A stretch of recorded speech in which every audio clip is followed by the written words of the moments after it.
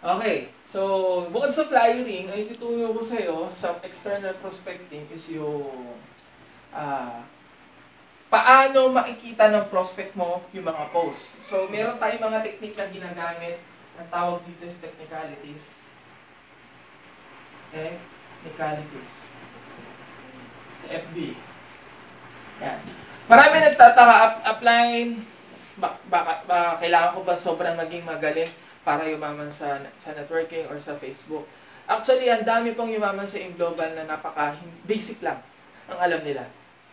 Hindi mo kailangan maging magaling ka sa Facebook. Ako po mismo, nag-start ako, hindi naman ako marunong sa Facebook. Tamad nga ako mag-online. 2014 lang talaga ako tumutok sa online last year. Pero bakit lumaki yung grupo? Bakit ko napalaki yung grupo ko, etc. So, simple lang.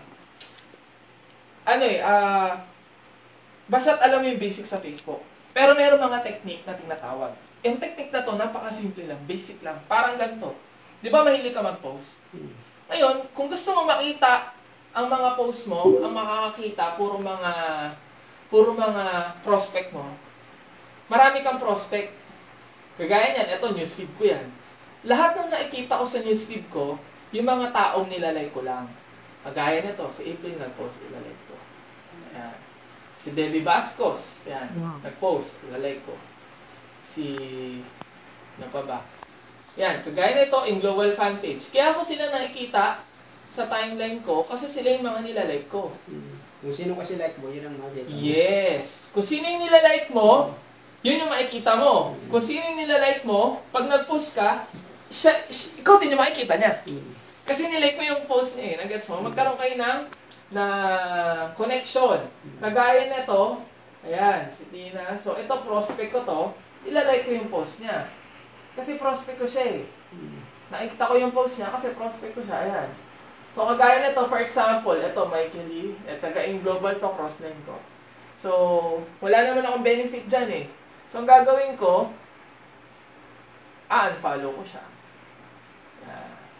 Gets mo? Kagaya nito, meron na naman, hindi ko kilala to. So, kunyari, meron ka nakitang post na negative. Okay. For example, ito, prospect ko to, ito-like. So, bakit ko siya lalike? Para pag nag-post ako, makikita niya yung post ko. O, kagaya niyan. Kagaya nito. For example, nakita ko yung post niya negative. For example lang. Kunyari ito ang post niya, sabihin na natin bastos. O kaya ang post niya ay, ay hindi maganda. Okay? Anong gagawin ko?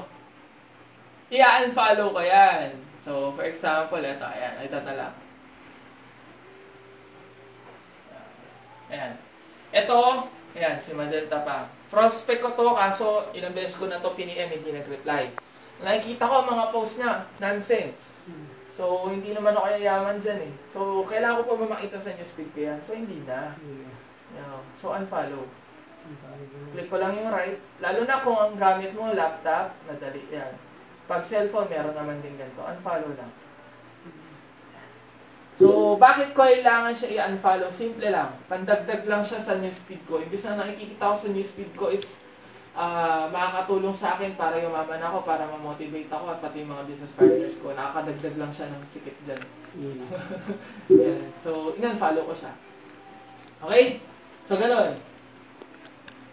Kagaya nito, yan, si Jessica. Yan. So, isa din sa mga prospect ko. O, gagawin ko, magko-comment ako. Yan. O, kagaya na to, member siya. O, may nagma-member sa kanya, lalagay ko, congrats po. O, diba? O, nyari, prospect mo naman. Okay? Nag-post, nag-selfie. O, for example, ito, nag-selfie. Saan yan? O, ito, nag-selfie. Kunyari, prospect mo. Nag-selfie, nakyutang ka, nagandahan ka, kahit hindi.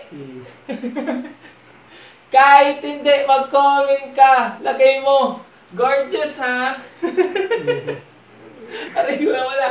Lagay mo, gorgeous. Sabi mo kaya, cute, kahit hindi. Nakita mo yung prospect mo, nag-selfie. Diba? Kahit ang sagwa ng mukha, mag-comment ka, cute naman, kahit hindi. Bakit? Kasi syempre, gagaan sa pakiramdam mo, nag-comment naman si Do, ano, diba? So ngayon, yung prospect mo, pag pin-PM mo, magre-reply agad yan. Siyempre, inano mo siya eh. Nag-comment ka ng maganda eh. Di ba? So, importante na nagko-comment ka sa mga post ng prospect mo. Bakit? Number 1, dahil magkakaroon kayo ng connection. Ibig sabihin, ang tao kasi nilalike mo, ang taong ino-comment mo, ang taong pinipm mo, sila yung mga magkakaroon ng connection sa FB. Kaya every time na nagpo-post ka, makikita nila yan. Okay? At every time na nagpo-post sila, makikita mo yan. Kaya kung papansinin mo ang newsfeed mo, ang mga nasa newsfeed mo, lahat yan yung mga taong nakakausap mo. Kung ang mga nakikita nyo sa newsfeed mo ay mga aksidente, mga bold, mga negative. Ibig sabihin, ang mga nilalike mo, puro negative. Pero kung nakikita mo sa newsfeed mo, ay puro global, success, prospects, na etc. prospect, puro positive, kahit prospect na, basta post lang ng prospect mo at post sa mga global na members mo, o kaya mga business partners mo. Ibig sabihin, yun yung mga taong nilalike mo at mga nakausap mo. Para magkaroon kayo ng connection, i-PM mo siya, i-comment mo siya, at i-like mo siya. So, every time nag-post ka, yun ang makikita niya.